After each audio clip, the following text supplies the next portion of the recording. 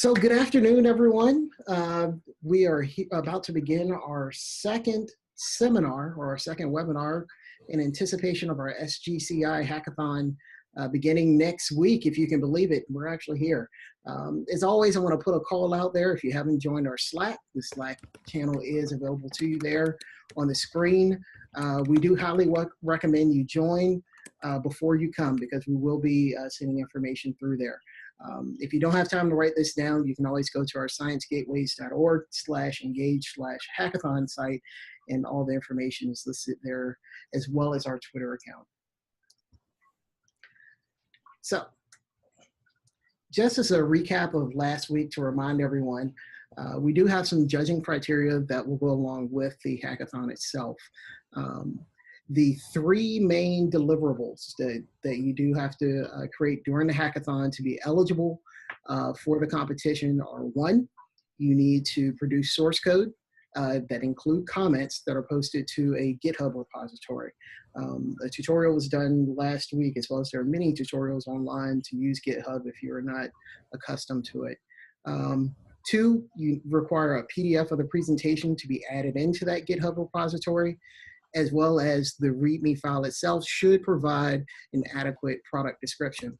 Scored areas are listed there, including visibility, creativity, the UX polish, technical complexity, collaboration, and presentation.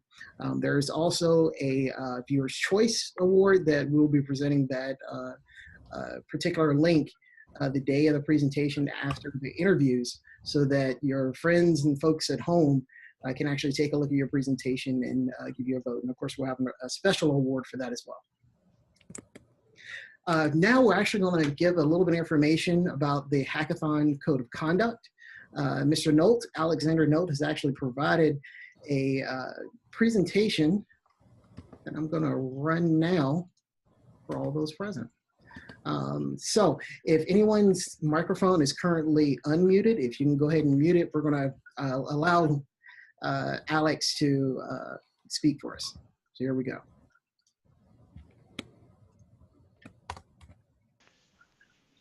Hi, and thanks again for participating in the 2018 SGCI Hackathon. Our goal is for all of you to have a great time and to work on exciting projects with your teams. To make sure the hackathon will be an enjoyable experience for every participant, we developed a code of conduct.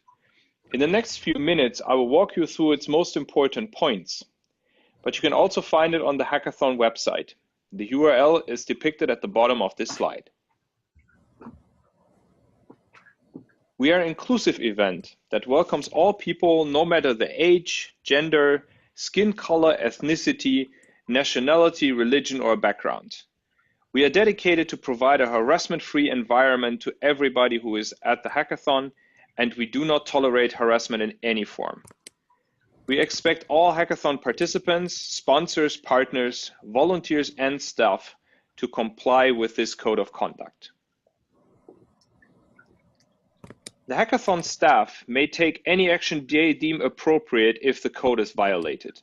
Potential actions include sanctions, expelling participants from the hackathon, or contacting local law enforcement if necessary.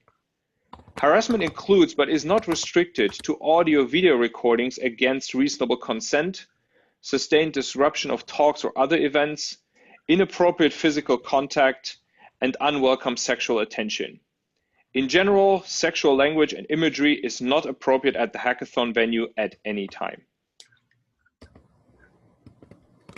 If a situation ever makes you feel uncomfortable, or if you witness someone being harassed, or if you are the victim of harassment yourself, please contact a member of the hackathon staff immediately.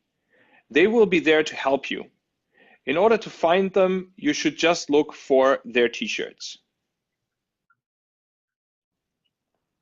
You are of course welcome to take pictures and share them during or after the hackathon. But you should keep in mind to give people a reasonable chance to opt out of a photo. And you should only take photos when it is appropriate. The easiest way to identify if it is appropriate at any given time to take a photo is by just asking yourself, would I like to be photographed in this specific situation? We hope that these rules help us all to have an enjoyable hackathon, and I thank you very much to your attention. I'm very much looking forward to meeting you in person soon. All right, so we definitely want to thank Alex for that information. Providing that information, as you all know, the safety of you all at our hackathon is utmost priority. So thank you for that, Alex.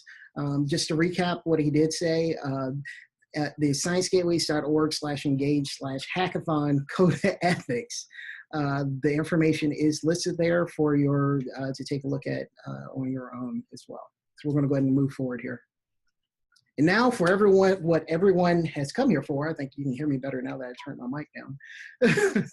We are now going to have our project introductions done by the mentors themselves. We may actually skip around a little bit. We're likely going to have the MyGeoHub followed by the SimCCS because they're actually at the same location. So that will be a little bit easier to do. And then CGrid and COSMIC2. Is that okay with the mentors? I think it's the other way around, Jim. I think CGrid and SimCCS are at the same location. Well. There we go. Yes, Indiana University. Yeah, I should have known that. So CGrid and CCS will actually be going back to back. And then Mona, if that's okay with you, Mona, for COSMIC2. Sure, absolutely. All right. So up first, MyGeoHub. So I'm going to stop sharing here. Maybe. Or maybe I'll just do it myself. Here we go. All right. And so. Okay, let me just take over real quick. All right, we are able to see your slides and we are able to hear you. So the floor is yours. All right. Hello, everyone. My name is Rajesh. I work at Purdue University, and so this project really involves the MyGeoHub Geospatial Gateway, and it's really two separate projects. So I'll dive into the specifics of the projects a little later, but real briefly, one of them is quite simple. So both of them will be using Python. So if you're not as familiar with Python, then one of them is a little simpler. So you might want to opt for that one, or you might be interested in that one. The second one is more interesting personally to me, but that might need a lot more work. So as I talk about the details of the project, you can sort of gauge which one would best suit you if you're interested in either of these, obviously. So both of these projects will be done on this science gateway that's called MyGeoHub, and it's essentially a place where you can work with geospatial data. So I want to go real quick into what MyGeoHub is. Not a lot of slides, just a couple of slides, just sort of set the scene for this. So most of you are familiar with geospatial data, but then you might not really know the different places it's used in. So really it can be anything ranging from flood analysis to droughts to agriculture to weather. So it's really important in most of the modern scientific research. And broadly, geospatial data is anything that has a location. So even say you take a selfie or a picture, your smartphone encodes the location of that picture into the image itself. And so that again is geospatial data. So what MyGeoHub does is it provides a way for you to sort of work with geospatial data, but then it gives you the tools to work with it. And just broadly, the main characteristics of MyGeoHub, so it has support for containerization. So you can build tools that are containers that can be moved around. You can access HPC resources, so you can get to campus clusters, you can get to Exceed for all your high performance computing jobs. And the big thing is geospatial data management, because it's quite a challenge to work with geospatial data.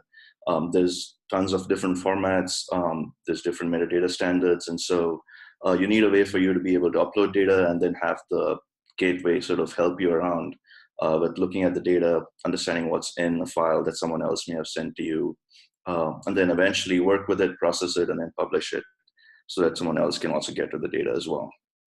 And so in addition to managing geospatial data, it also gives you tools and libraries for working with this data. So you can build interfaces for the geospatial data, put it up on maps, run other simulations using the data, and then produce new data as well. And a big part of this is the modern interactive computing platforms that many of you may be familiar with. So that's Jupyter and RStudio. And my GeoHub actually has both of these installed natively. So you can go to my GeoHub, get started on a Jupyter notebook right away. You can you have all of the geospatial libraries that you need, so you can work with data in an interactive fashion. So there's the screen here. This is actually from a tutorial that we had at PEARC18, which was working with geospatial data on my GeoHub using a Jupyter notebook. And this one actually shows you the exercise, which was to sort of get the yields for maize in Africa, and then sort of put that data onto a map of Africa, and then explore the data as well. So you can see this really nice table that shows all of the data there, and then this picture of Africa with all of the data. So, so the two tasks that you would be doing are essentially building Jupyter notebooks. So it's not really an enhancement to the gateway itself, but then it's working with geospatial data, two different kinds of geospatial data, and then building Jupyter notebooks that that work with the data and then do things, certain kinds of processing on that data itself. So the first one is something that's quite simple. So as I said before, if you're new to Python or if you're new to Jupyter, then you might want to select this one because it's not a lot of code, but then it still gives you a sort of good experience with working with Python and geospatial data as well. The geospatial data management in my GeoHub does a lot of things with geospatial data. So when you upload a file, it extracts metadata from the file, it pushes it to a search index so you can search for the file later as well. But it doesn't really handle all of the different formats that are possible. So for example, if you have, say, an image that has a GPS location encoded into it, then my GeoHub doesn't really get the location from that image. It works mostly with scientific data, so it's not really built to work with, say, pictures that you took on a camera or on a smartphone. So, so this task essentially is to help sort of add that functionality to my GeoHub. And the way we do that is to use an external service that can actually process the metadata that's encoded in an image and then return that to your Science Gateway so that my GeoHub can then pick that up and then use it however it chooses to use it. So, so the service you would be using is NCSA's Brown Dog. So NCSA is the Supercomputer Center at the University of Illinois.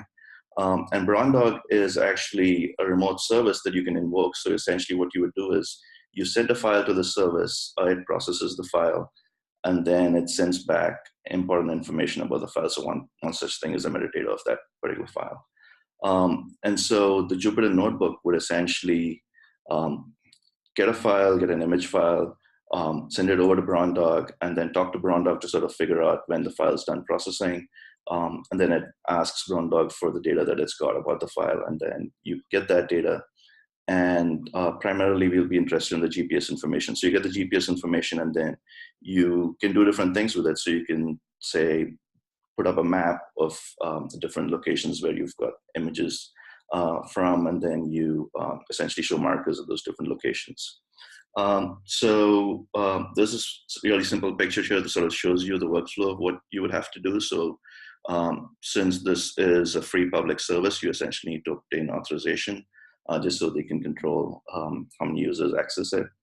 And then you would submit the file for extraction and then wait until it's done and then get the data and then display the locations in the map. So this is a really simple example, but then it's really powerful when it's taken to the next level. So as I said here, say you've taken pictures, say you're a farmer and you've taken pictures of the crops in your field, then you can actually do really smart analysis on those images. So you can actually look at the images of crops and then see if they're diseased, if they need to have some treatment with fertilizers or something. And so usually if you have a really large field, it's pretty hard for you to sort of keep track of where you took these different pictures at. And so say you've taken a bunch of different pictures, you come back, you upload the files, and then you look at these images, and then you can actually sort of pinpoint where those images were taken at if you have sort of a map of your field, and then you can treat just that part of your field. So, so the actual task itself would be, as I said before, a Jupyter notebook. So the main thing is being able to write code in Python.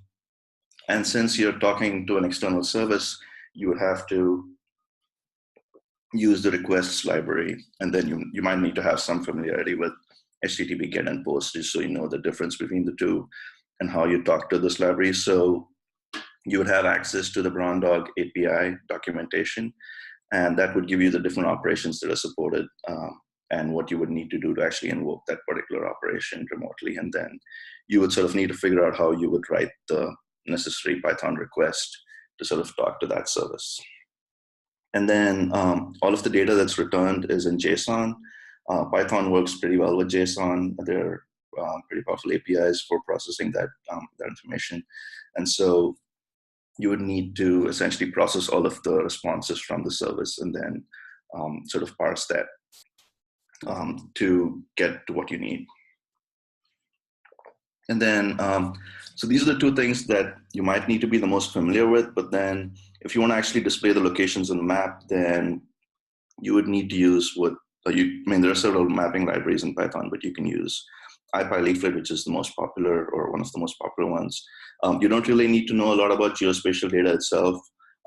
During the hackathon, I'll actually have some sample code for you to sort of build maps and then display markers on the map. So you can just sort of use that as a template and then work with that.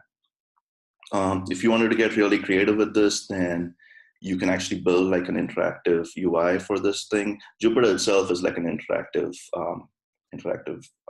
interface, and so you don't really need to do a lot with it. But then if you wanted to get creative, there are different ways that you can do that. You can use IPy widgets to sort of have, say, like a file selector or something, and then process that specific file, show a thumbnail of the image that you've displayed at a certain location, or you can even go further ahead into Brown Dog and see what else it supports, and then you could add that functionality to your notebook as well.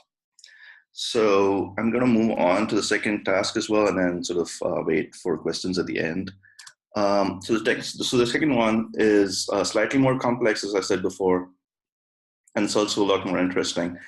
So this sort of grew out of a project that we had a couple of months back. It's essentially a pilot project with a professor in sociology. So all right. Oops, sorry.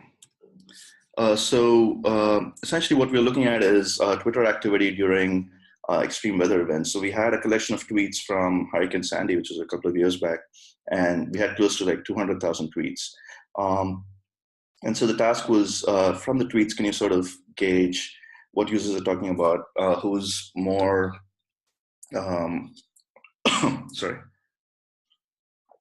who was sort of going to engage in, say, risky behavior, like traveling through the storm or something like that. And so this application essentially is sort of trying to develop an interface so someone can go and look at a map of all the current weather events that are happening in the US, and then they would select that particular event, and then you would sort of access the public Twitter stream and then sort of find what people are talking about with respect to that particular event or that particular location. And so essentially, first you would need to obviously show a map of all the weather events, and then using that map, you would have to allow people to sort of select the region of interest. And once they've selected that, then you can access the public Twitter stream and then filter the tweets to that particular region or that particular weather event of interest. And then once you have all of that data, you can obviously do a lot more predictive modeling, a lot of text analysis, and a lot of big data analysis on top of that. So this is sort of the first step towards that. And this again is, I'm sort of going to rush through this. So this again is going to start with a map. So you would have some template or some sample code of how to display this map of weather events, and then National Weather Service actually has all of this data available, so you can just pull that down and then display the map. And then you would interact with the map essentially using IPyLeaflet, which has really powerful libraries to interact with maps, draw bounding regions in the map, and then get the locations of where you've drawn these boxes and so on and so forth. And again, you would work with a Twitter library that's available for Python, which is called TweePy. Again, you don't have to be very familiar with this library. I will have some sample code on that as well. So what you would need to do is then get the tweets and then sort of work with them, see how it links, how it matches to the region that the user has selected, and then see what you can do, see if you can see how relevant the tweets are to the event of interest. So Twitter actually allows you to actually provide some keywords for the tweets that you want to search for. And so you can actually see if the keywords that you've sent are really as relevant to the tweets that are being written. And again, here you can get as creative as you want with the interactive UI. So you can say, draw the region and then have a list of tweets and whatever other processing that you wanted to do on the tweets at that point. So since I'm, I think, close to the end of my slide, I'm gonna stop here and then wait for questions. Okay, so we have about a minute. I have elapsed here to allow for questions. Are there any questions from the audience? Do you need a Macintosh or PC notebooks, which are better for this? I think either one is fine because it's all on the web, so anything that has a browser should just be fine. Okay, good. And I've already created temporary accounts on my GeoHub for everyone, so you don't have to register or anything like that. Excellent. All right, so if you'll go ahead and release the share here, I will actually share my screen.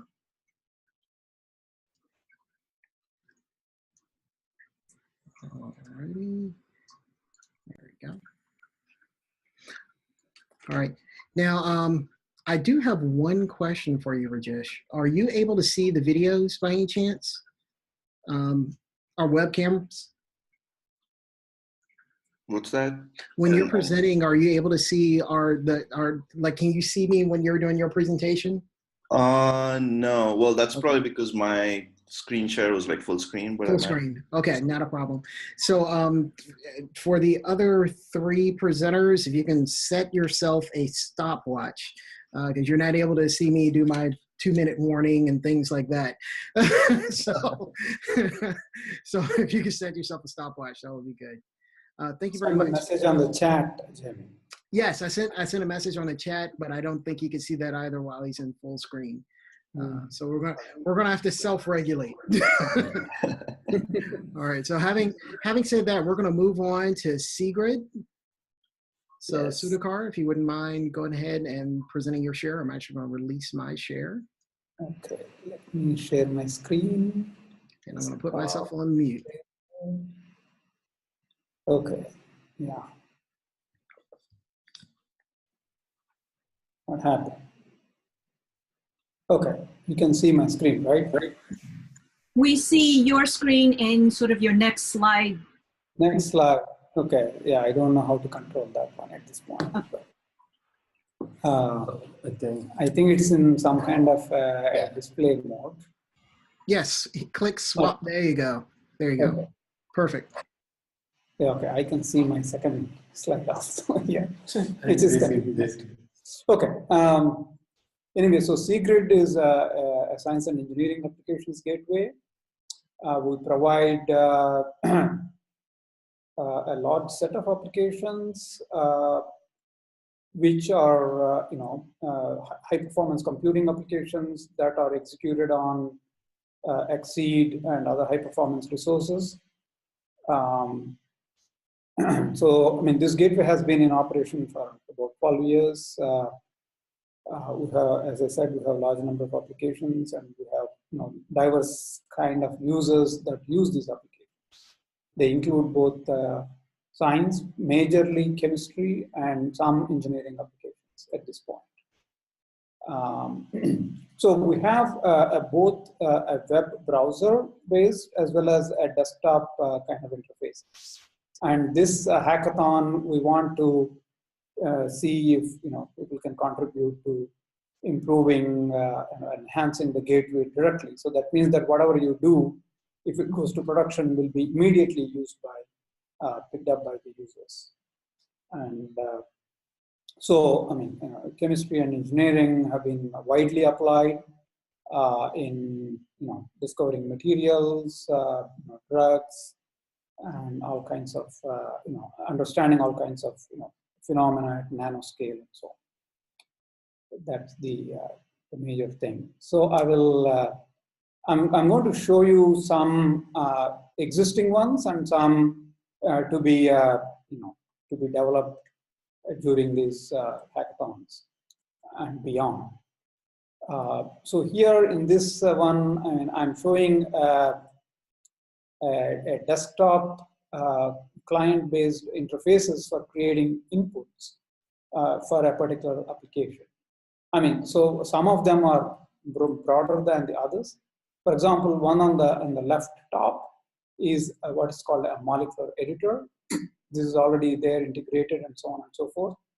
We can create molecules from scratch, or you can extract molecular fragments or things like that from some libraries, and you can manipulate them. You can remove or add or things like that, and then you can prepare a more application-specific input based on these molecules, which are shown on the top right. This particular interface is for an application called Gaussian, which is a quantum chemistry application. So there are a lot of parameters that need to be defined for this application, and we have organized them in some fashion in this particular interface. And people can choose, select and choose particular types of parameters. There are various kinds of parameters organized into classes like methods and basis sets and types and keywords and so on and so forth. Anyway, under each one of those headings, you can see, as an example shown here under basis sets, there are what are called frequently used basis sets, frequently used by popularity among the users, and there are infrequently used ones, which may be important for actually advancing research as well. So all these kinds of things are used by research community, and we have to somehow expose all these things through these kinds of interfaces. And in the bottom, I mean, I show an older interface where a job. This is actually an XML type script to stitch through several jobs into one workflow and submit them to be executed on the high performance computing resources like Exceed. So this is just another interface based on another graphical molecular modeler called Jamberu. This is for a molecular dynamics application called Amber. Again, you see all kinds of features here. Again, tabbed by some kinds of things. The top one is called job type, some potential function selection, solvent selection, molecular dynamic run parameters, and so on and so forth. I mean, they are categorized into various kinds of groups, and I mean there are several views here for various groups that are provided. So these are all already available. I mean, so there is another. This is just another interface for another molecular dynamics application called NAMD. Actually, yeah, this is for actually NAMD or CHAM. Some of these molecular dynamics applications contain similar kinds of parameters. So once certain kinds of parameters are set, then they can be transferred to many applications. Okay. So as I was saying, CGrid provides both a desktop client as well as a web browser-based clients. So in this case, we want to enhance the desktop client written in JavaFX by including two new application interfaces or editors and integrate them to be used through the gateway. So the two applications are, one is called Quantum Espresso, which is again a quantum physics, quantum chemistry application. And the other one is GROMACS, which is a molecular dynamics application. There are already codes available in open source for these things. One is called Broi, which is an interface for Quantum Espresso. I'll show you just a view graph in the next slide for that one. And GROMAXimum is an interface developed for another project in Exceed, actually at Purdue. where Rajesh is from. And we want to adopt that interface developed there into C-grade. This is, again, a molecular dynamics application, GROMAX, and that's the interface for it. Both are in Java, I think at this point. So we have seen that, the Java FX code that we developed can interact with other older Java technologies like Java Swing and so on and so forth. And if you are into Java, go to Java, enjoy writing codes in Java. This will be perfect.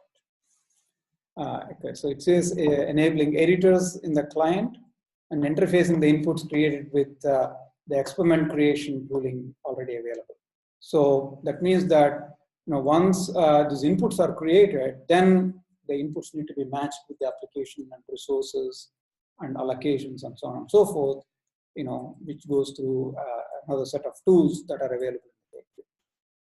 And so both ends need to be stitched together. So here is just one view graph of the Borai Quantum Espresso graphical interface. I think I have probably put together 2-3 views here. I put a molecule kind of editor kind of thing that you can actually create lattices, 2D materials, 3D materials, and so on and so forth using this, and compute properties using quantum mechanics. So that's the Quantum Espresso GUI.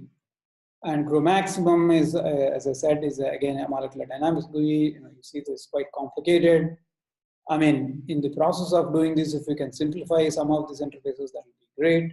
But at least to a first approximation, we just want them to be integrated and made them accessible by the user in the gateway. So of course, there's a lot of analysis that can be done for the molecular dynamics applications. Okay, thanks, Jimmy. There is just a couple more things. So as I said, we also have a web browser-based interfaces as well. Currently, we are migrating to a Django framework, which is based on Python and JavaScript. So this is to create some of these interfaces in the web using Vue.js web components, and then again interacting, bringing them forward to creating experiments and running them and so on and so forth.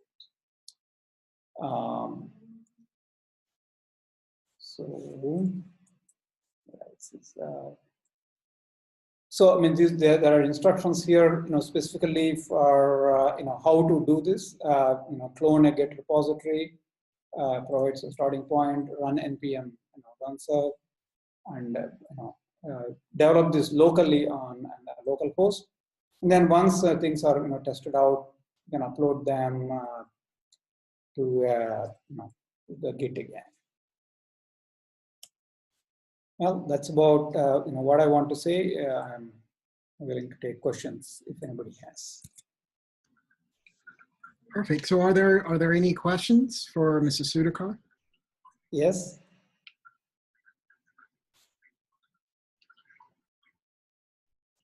All right, so I do want to ask, just to make sure, I want to make sure I didn't miss it. So are your students primarily going to be focusing on the web-based version or the application version?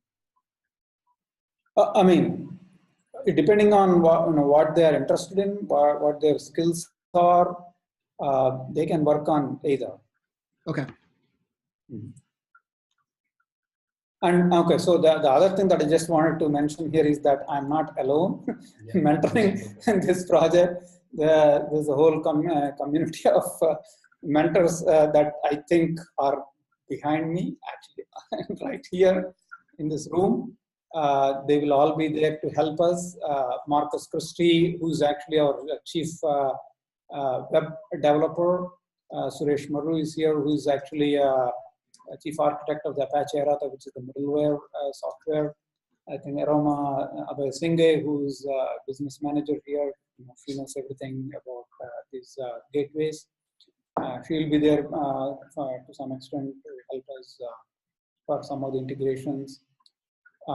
So I gave the cgrid.org website. People can create logins and test some of these out before they come there to the hackathon itself. And I mean, even if you have questions, later, you can always contact me. I think my email address is provided. We can send these. I think we can put up these presentations on the hackathon, repository or something where people can have access, need access, and then ask any questions. Excellent. All right. So how much chemistry background should the students have if they're going to select this project? This doesn't require any chemistry background as such at this point. It's mostly, I mean, the codes are there. The code integration is simply integrating the code and making sure that whatever the code, whatever is needed for the code is supplyable from one end, and whatever the code spits out can be consumed at the other. All right. So there is no chemistry background needed here. Wonderful. All right. Okay, well, thank you very much. And now I know your co-worker is there with you. Yes, presentation here. Okay. Oh, I'm sorry. Is Mona next? Actually, I already have you queued up. Kevin can go ahead and go unless. Yep. No, that sounds good. Okay, so I'll switch the presentation here and shows this guy. Okay. I don't know what I did.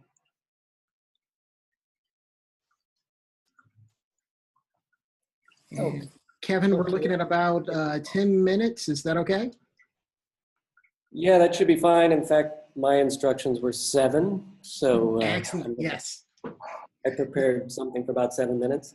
That is perfect. All right. Well, the floor is yours. So I want to thank Sudhakar for inviting me to all of this, and also for being our colleagues here in our development of this gateway. Unlike the other gateway projects, we are brand new. In fact, the gateway is not fully functional yet, I would say. A lot of what we're doing, as you'll see, is coming out of the desktop client. And as Sudhakar mentioned, there will be a team of mentors at the event working with this. So I am actually the lead mentor here, as it says on paper, but in no way the gateway expert. I'm along here learning as well. But fortunately, we have Sudhakar there as our lead to help during the event. Aroma will also be here. She's been part of the team helping us develop this. And we have a couple of other remote mentors who you can contact throughout the 24 hours and help guide you as you come along. So now on to what's called SimCCS Gateway. SimCCS stands for Scalable Infrastructure Model for Carbon Capture and Storage. And for those of you who are not familiar, carbon capture and storage is one suite of technology solutions that are aimed at dealing with the problem we have with greenhouse gas emissions and climate change. So while the hackathon is obviously a computer science activity, we would hope that students who are interested in climate change and these sorts of things might be interested in this project. It's pretty exciting for us, as you can see there on the left side. This work came out of a collaboration that we're now in the 8th year from the US-China Clean Energy Research Center. So it's quite rare in your career that you get to work on a project that was sponsored by the actual heads of government. There you can see, in this case, President Xi and President Obama.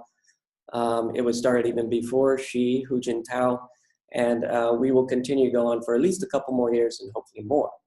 And on the right side, you can get a little sense of what this carbon capture and storage technology is all about. It's basically a way of capturing CO2 emissions from various industrial facilities and other things. And before they go to the atmosphere, we can apply technologies to capture those.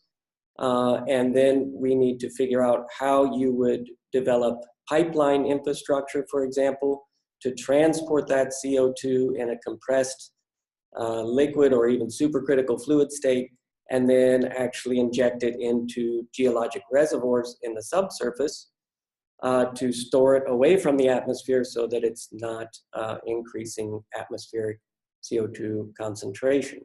So that's kind of the general idea and the context for what we're doing. We've had a lot of success in this research, and in particular applying this SimCCS software that was developed by my colleagues at Los Alamos National Lab several years ago to a lot of interesting applications both in the US and China, primarily to see if we can come up with a viable economic solution to implement different technologies in this system that you see there on the right.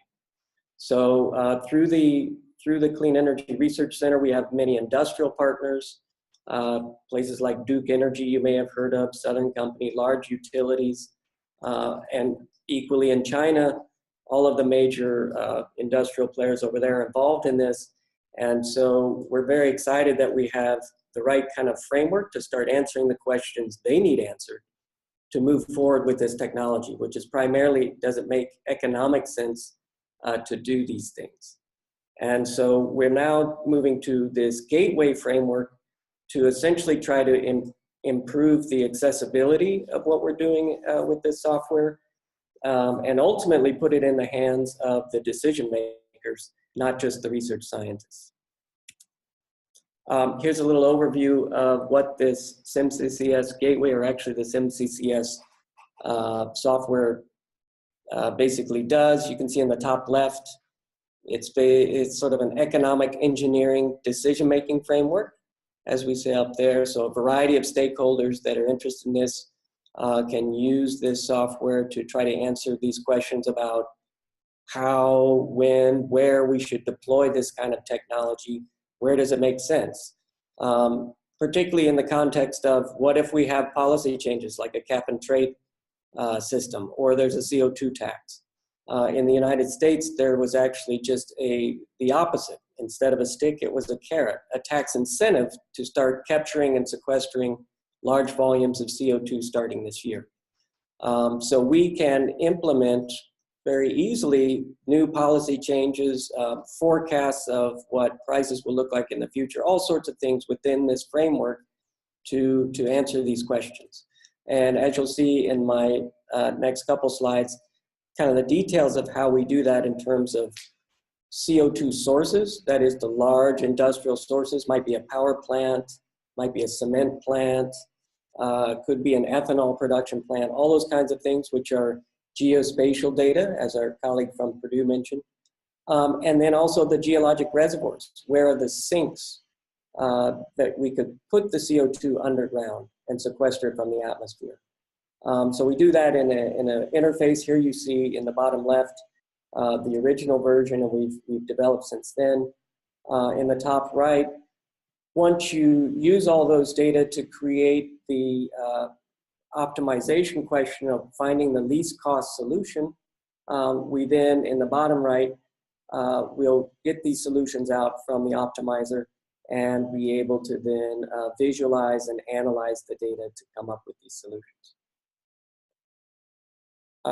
So now getting on to what we want to do in terms of the hackathon, we want to focus on the mapping functionality. In the gateway itself, right now, as I said, we're fledgling. We're still in the first year of developing the gateway. So right now we don't have any mapping functionality in the web client, but we're doing this in the desktop client, and that's what you can see here. So on the left-hand side, you're looking at the code in terms of a variety of things. It's showing CO2 sources there in red, potential storage sinks that we've analyzed here in blue, and this is from a basin that we're working on in China.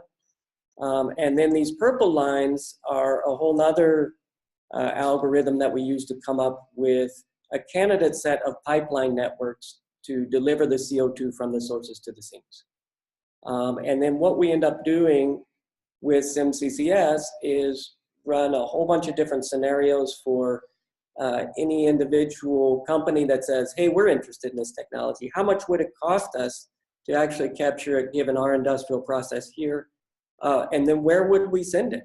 And if you look on the right, you can see some results coming out of this China basin study where we have a number of sources in red, and you can see the actual pipeline solutions that we come up with in green, delivering the CO2 to different sites shown in blue there. And the one I'm highlighting there is where the CO2 would actually be used for enhanced oil recovery. So it would be buried underground in a reservoir, but in this case, there's some economics that come back if you can produce additional oil from sequestering the CO2. So that brings me to the last slide, which is our objective. And that is we want to deploy mapping functions for SimCCS Gateway within a web-based framework. So as I said, now this is all done in our desktop client, and we want to start moving the functionality we have, not just for mapping, but a whole lot of other things, into the web-based framework. And for the hackathon, we're just going to focus on the mapping functionality. And we've laid out 3 different tasks that we're going to ask folks to work on. The first one is to basically be able to include both adding and editing these layers of CO2 sources, sinks, and pipeline infrastructure networks. And these will all be downloadable. We'll give an example data set, like you saw on the prior slide, where we'll have some of these layers available, although some other layers could be taken from the web and added into this as well by the students.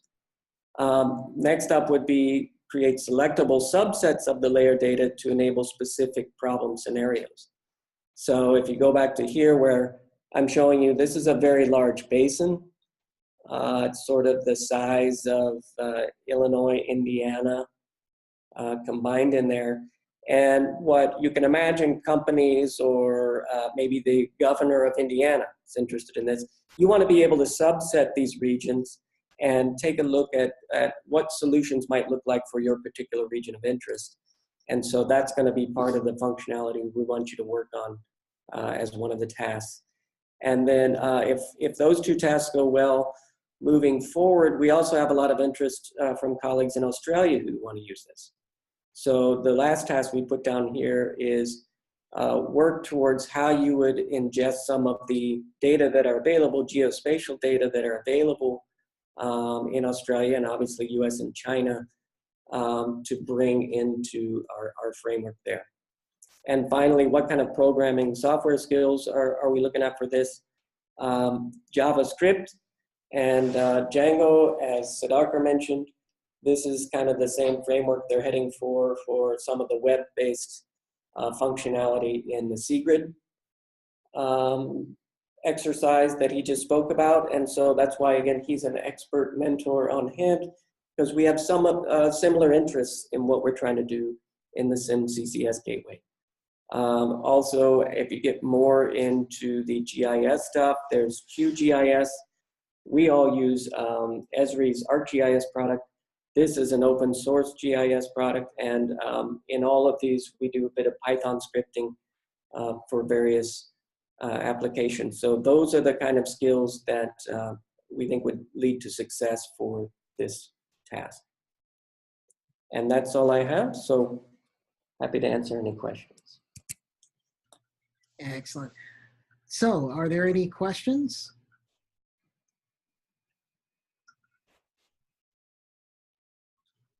All right, if you'll go ahead and release the screen here, and of course you can continue to ask questions. And Mona is actually up next with Cosmic Squared.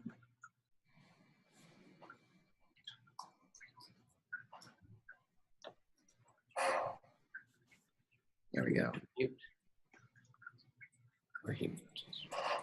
All right, I think Mona, you are good to go.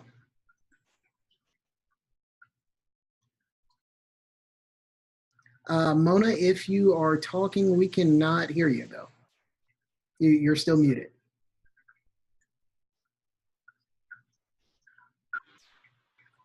How's that? There we go. That's perfect. Okay, sorry about that. Okay, thanks for your being here today. I'm Mona. I'm from the San Diego Supercomputer Center. I want to share with you our COSMIC2 project that's going to be part of the hackathon activity. And I think Linda defined what a science gateway is, but just to kind of quickly reiterate, it's basically a web-based software or a website that allows people to share resources.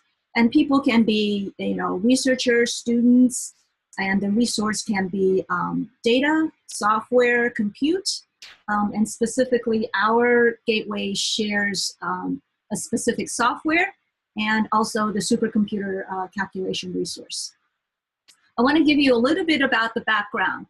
So this gateway is for structural biology, and structural biology is basically the study of very small objects like the DNA and other macromolecules that structural biologists feel are important toward human health. And most of you probably have used a microscope in your biology class to view small objects. And these microscopes, the ones that you've used, use light to pass through the sample to produce the image. But an electron microscope is a microscope that uses electrons instead of the light, and it can see very small objects. Now, a cryo-electron microscope is a type of electron microscope, and it works with samples that are frozen at liquid nitrogen temperature, which is approximately minus 330 degrees Fahrenheit, so very cold. And advances in the cryo-EM techniques has enabled a revolution in structural biology in the past 5 to 10 years. And it has led to the 2017 Nobel Prize in Chemistry to be awarded to 3 scientists who are leaders in this field. And, but, to do cryo-EM, for most researchers, there are significant challenges. There's a huge amount of data that they need to be able to know how to handle, 5 to 30 terabytes of data per data sets. And that's very difficult for these researchers to manage. And then also processing these huge amount of data usually requires supercomputers, and they are rather complicated to use, and their software can be complicated to use. So these users are usually biological scientists, not computer scientists. So using these high-performance computers is a challenge for them. So enter our COSMIC2 Science Gateway. It handles terabyte and even petabyte size data transfers using a technology called Globus.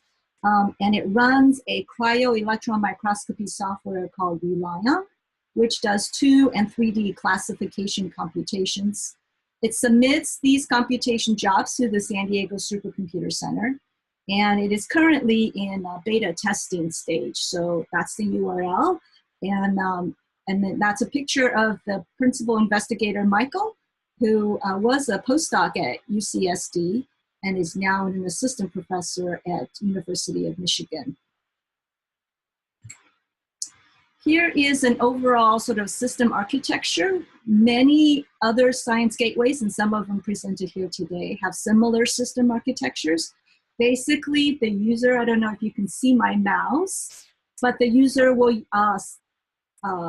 upload their data from their computer or their laptop to the gateway, and then the user will then create a task using their data and provide some software parameters to run the software with.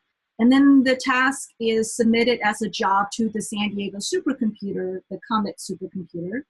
And when done, the results are brought back to the gateway, and the user can view and download their results. So it's a pretty simple kind of a workflow that's fairly generic. Now, a little bit about the project. So the gateway is missing an important feature, an image stack viewer. And this is what we would welcome your contribution in the hackathon for. And here are some functions that we are looking for, sort of in the order of priority. First, obviously, it needs to be a web-based application. It needs to be launched by the COSMIC2 Gateway, and it will eventually display a stack of 500 to 5,000 images, one at a time. There will be navigation ability to navigate forward and backwards via the keyboard, and allow users to add points to an image via a mouse click. Also allow users to delete points, and also allow users to reject an image. Sometimes an image, comes out funky, and they don't want that as part of the processing. So want to be able to give the user the option to reject that image. And one nice feature will be able to display these 500 to 5,000 images in kind of a movie mode, including all the points that they have selected.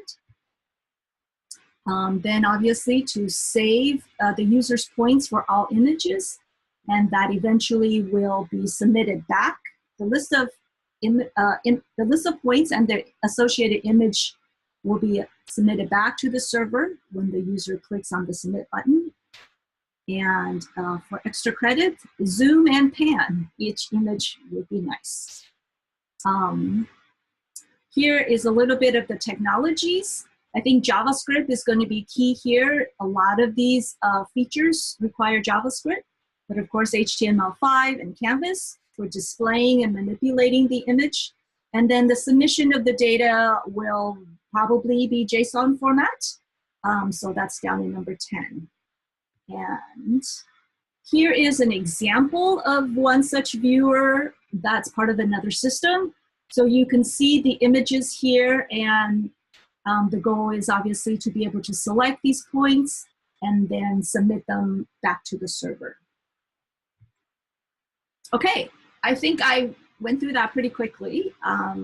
If there are any questions, please feel free to ask, and I will scroll back to the list of features. Mona, that was perfect. So are there any further questions? We're right here at the end of time. I just want to make sure there aren't any questions. All right, and Dr. Hayden, do you need a roll call, or are the listings there good enough for your records? Okay, I've made a record, a list of those people who were with us. Excellent. So I think I can work with that. Excellent. So students, you will have to choose one of these projects to work on during your hackathon adventure. We will have them, there's slides. Are the slides available? Yes, we will ensure these slides are given to Jeff to be posted. Good. As well as the video. On the website. And we will, just before the hackathon, we will also go over these projects one more time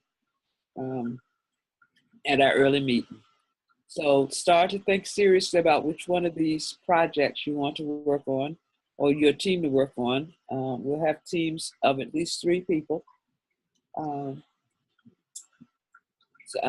So you might want to start now to think about who you want to work with, and which project you want to devote the hackathon experience to contributing to. Linda? Yes. So do students, did the participants express their skills and interests in any form before already, or are we collecting these somehow, or how is it working, the matching between projects and students? We can, if you want to talk about that Thursday, we can in detail. Okay, at our 9 o'clock meeting. Okay. 9 o'clock Eastern meeting, because I think that's something that's worth maybe to shed a little more light on for the students. Yeah. Okay. Thanks for bringing that up. And of course, I do want to make sure to say that next week is the week after all this planning and meetings and talk and ordering and webinars. Everything boils down to next week. Yep. So starting next. Yes, ma'am. So it should be a fun time. Yes. There'll be some serious work done, but at the same time, there'll be some fun kind of things going on at the same time, and lots of food and coffee. Yes. Yes. And of course, everything starts next week, next Thursday, July 26th at 2:00 p.m. Eastern Standard Time. I have to lose an hour in Pittsburgh. Again, please make sure you join our Hackathon Slack channel. Ask any questions you would like. One of us are usually around or respond to the questions as they come in, including our mentors. So beyond that, are there any final thoughts there, Dr. Hayden? Nope, that's it. Good job. All right, so I want to say and I definitely want to say thank you to our mentors. Thank you for taking the time to present the information. Students, I will see you next week, bright and bushy-tailed for a couple hours before we're all tired. Yeah.